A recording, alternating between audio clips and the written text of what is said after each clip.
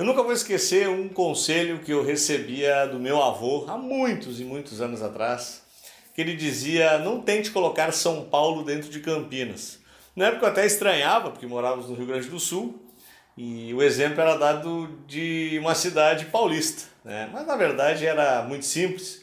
Eu poderia usar Porto Alegre dentro de Novo Hamburgo, eu poderia utilizar Florianópolis dentro de Criciúma, poderia utilizar Curitiba dentro de São José dos Pinhais, enfim.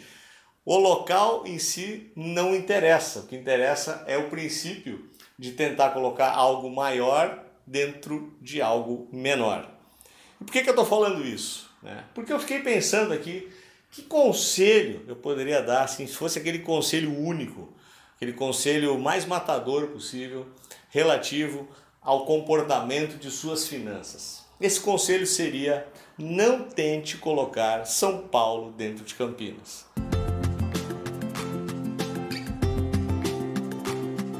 Explico melhor. Não tente viver uma vida que não seja a sua. Isso é muito simples, né? O que eu mais vejo hoje em dia, quando recebo algum tipo de demanda baseado em pessoas com dificuldade financeira ou que estão em apuros financeiros, digamos assim, a maior parte das vezes, quando a gente vai estudar as motivações, elas são geradas justamente por estarmos vivendo uma vida que naquele momento não nos pertence.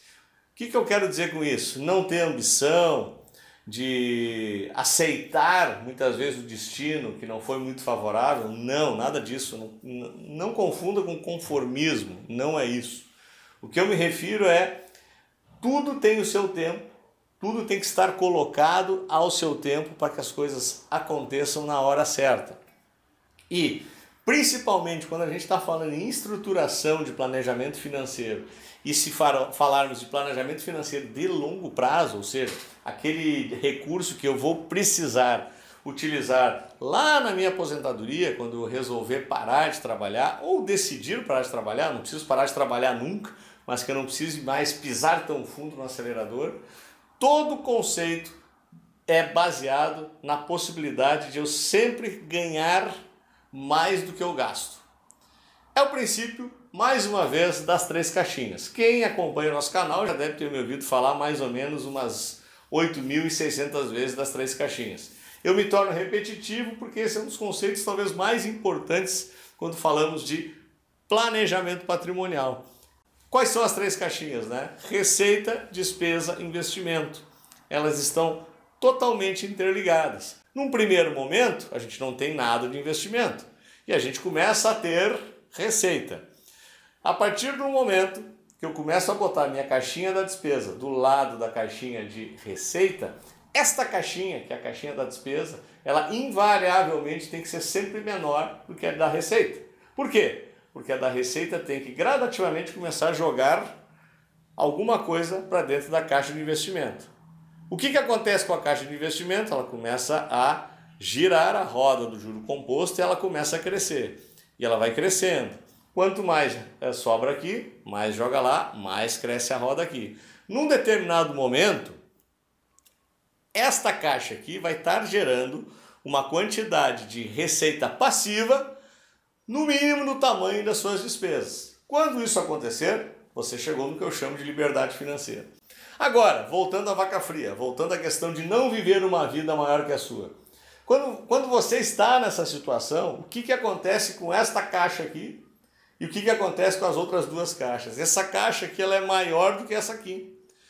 Ao invés de você gerar superávit para jogar na caixa de investimento, você gera um déficit e aí você é obrigado a abrir uma 4ª caixa, e essa muitas vezes nefasta. Você tem que abrir a caixa dos empréstimos, onde você vai pagar um juro infinitamente maior do que você recebe na sua caixa de investimentos. E isso é um círculo vicioso. É cartão de crédito, é cheque especial, é empréstimo pessoal, é empréstimo com familiares, é uma loucura. E você não consegue concentrar-se no principal, que é fazer a caixa da receita crescer. Essa aqui sim que tem que gerar toda a movimentação. E se você não consegue fazer isso, essa caixa aqui ela mata todas as outras. e aí a sua vida vira um verdadeiro inferno. Então, voltando à questão do conselho, né? Concentre-se no seu momento. Se você ganha 10, tem que fazer sobrar 2, 3. Se você ganha 15, tem que fazer sobrar 3, 4. Se você ganha 20, tem que fazer sobrar 5. Ganha 30, tem que sobrar 10. Enfim, o número em si, cada um define para si. Mas o fato é que não interessa. Não pode você estar ganhando 10 e gastando 12, está ganhando 15 e gastando 17, ganhando 20 e gastando 25, ganhando 30 e gastando 40. Isso chega um determinado momento que é insustentável.